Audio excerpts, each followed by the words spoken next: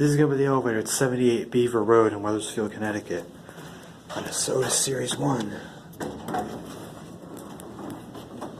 This one does not appear to have lanterns. It's an older one. You're going to see it's got the red indicator, but yellow fixtures. Still the motor.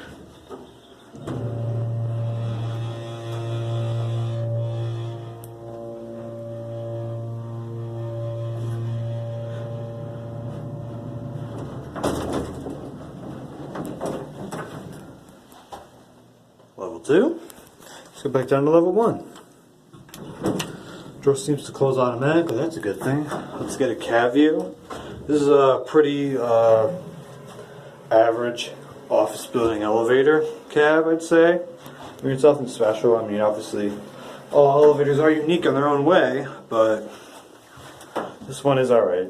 It's alright. Can't complain. At least it's not smelly or dirty. I'll give credit where credit's due. Alright, now I'll show up for this one, guys. Make sure to like, comment, and subscribe. See you guys next time.